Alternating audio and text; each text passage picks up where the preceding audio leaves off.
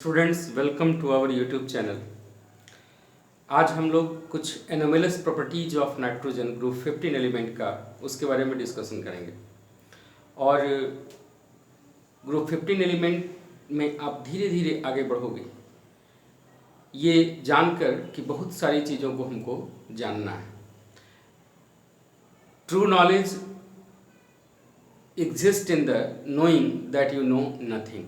ये मेरे द्वारा कहा नहीं गया है, बल्कि सुकरात की एक पंक्ति है कि true knowledge exist in knowing that you are knowing that you know nothing. तो इतना मानकर आप आगे बढ़िए, धीरे धीरे नॉलेज को एक्यूमुलेट कीजिए। आगे हम लोग डिस्कस करें anomalous properties of nitrogen.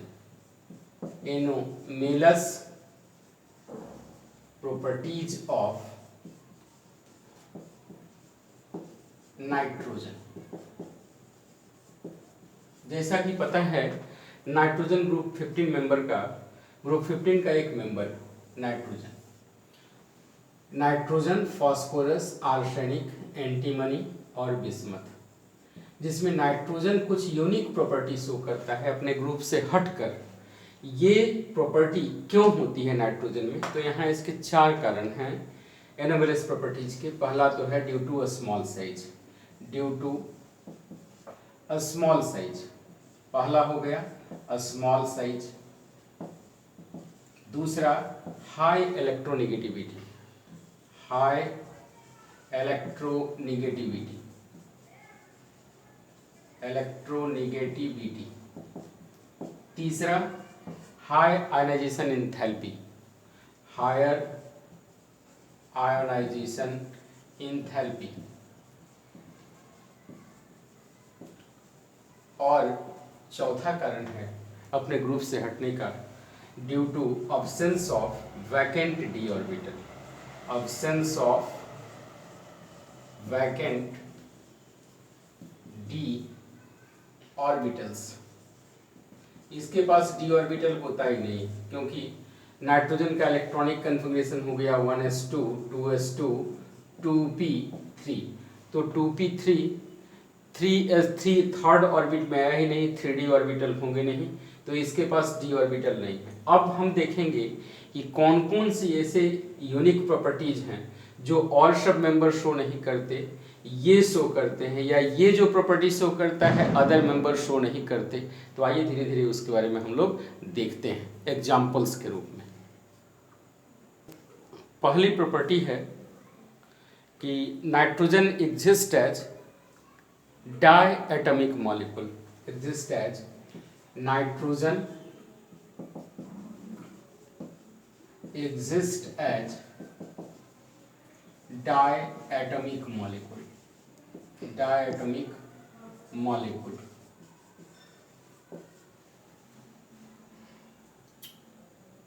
nitrogen exists as a diatomic molecule with triple bond, with triple bond,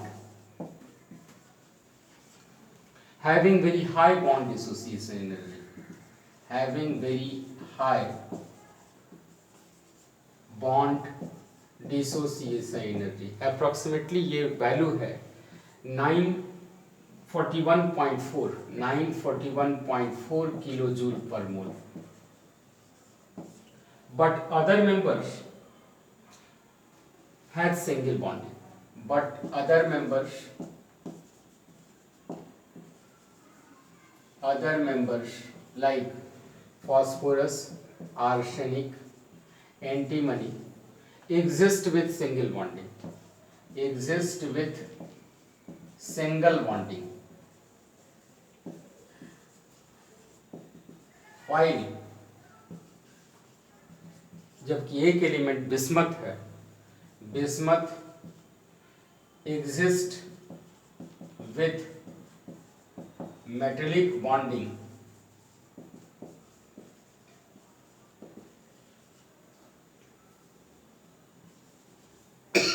metallic bonding in elemental state। Combined state में नहीं, बल्कि क्या है, एलिमेंटल स्टेट में। दूसरा पॉइंट ये होगा कि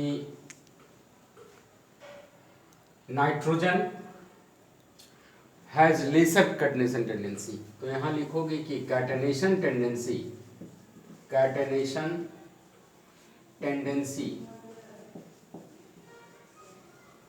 is weaker in nitrogen than other elements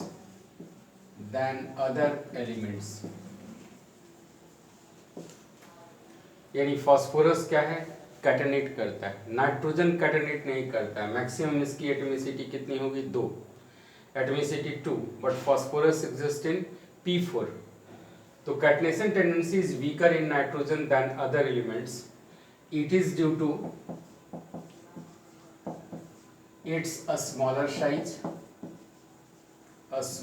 size, और इसके चलते क्या होगा, there is high inter-electronic repulsion between the electrons, a smaller size, and thus have high inter-electronic repulsion,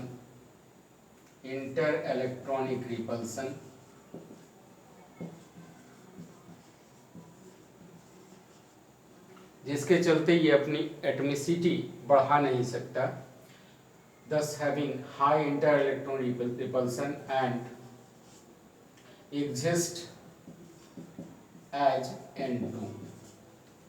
but phosphorus किस तरह एग्जिस्ट करता है, P4 के फॉर्म में. अब थर्ड यूनिक प्रॉपर्टी पे हम लोग आते हैं. नाइट्रोजन हैज, थर्ड पॉइंट आपका हो जाएगा कि nitrogen has unique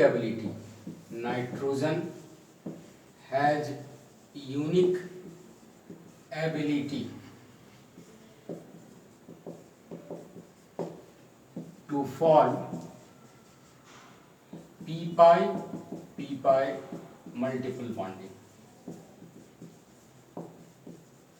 with itself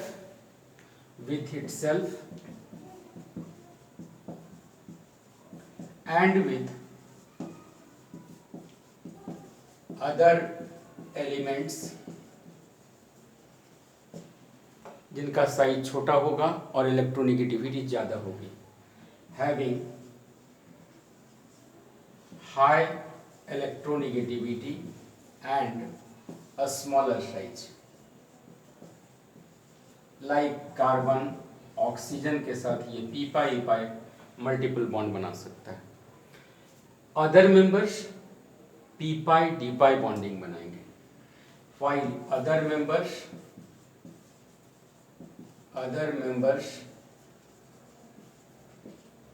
form p-pi d-pi or d-pi bond with transition metals. अब देखिए ये ऑब्जेक्टिव क्वेश्चन पूछा जाएगा कि किसमें p-pi बॉन्डिंग है और किसमें d-pi बॉन्डिंग है नाइट्रोजन फैमिली में. तो यहाँ देखो p-pi d-pi अगर बॉन्डिंग बना रहा हो तो यहाँ क्या है, p-pi बॉन्डिंग, ये क्या कर सकता है, किसी दूसरे एलिमेंट के साथ बना सकते हैं बॉन्डिंग. जैसे मान लो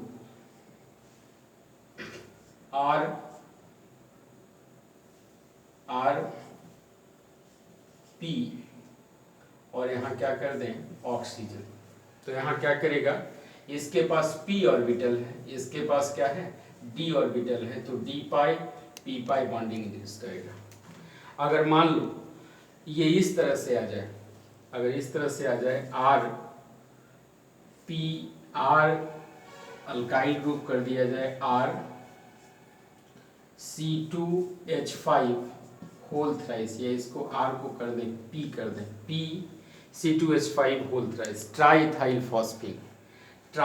फॉस्फीन अगर ट्रांजिशन मेटल के साथ बॉन्ड बनाता है, ट्रांजिशन मेटल के साथ, कोई ऐसा अगर एग्जाम्पल, तो ट्राइथाइल फॉस्फीन के पास क्या है, ये फास्फोरस के पास d ऑर्बिटल है, तो d-pi, और ट्रांजिशन मेटल में तो d ऑर्बिटल होता ही है, तो यहाँ कौन सा बॉन्ड बनेगा, डी पाई बॉन्डिंग। तो आपको पूछा जा सकता है कि कौन से कंपाउंड में पी पाई डी पाई बॉन्डिंग है, कौन से कंपाउंड में पी पाई ई पाई बॉन्डिंग है, कौन से कंपाउंड में डी पाई बॉन्डिंग है।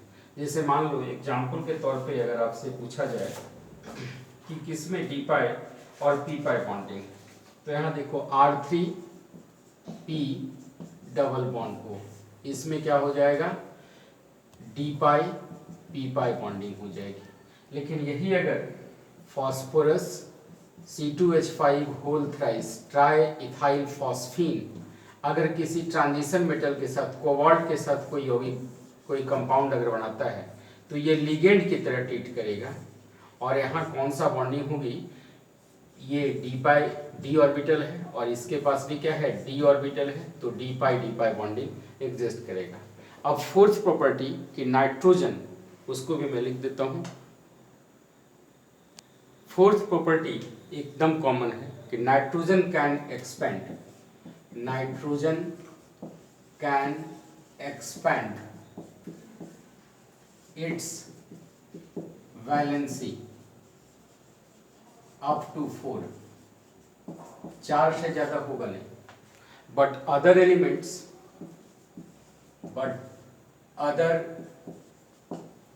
members of this group can extend its valency more than 4। Reason स्पष्ट है क्योंकि नाइट्रोजन के पास डी ऑर्बिटल है ही नहीं, तो ये अपने ऑर्बिटल का एक्सपेंशन कर ही नहीं सकता। लेकिन अदर मेंबर्स में डी ऑर्बिटल की अवेलेबिलिटी है तो वो अपनी कोवैलेंसी 4 से ज़्यादा शो करेगा। Thanking you all, I think you must like this video.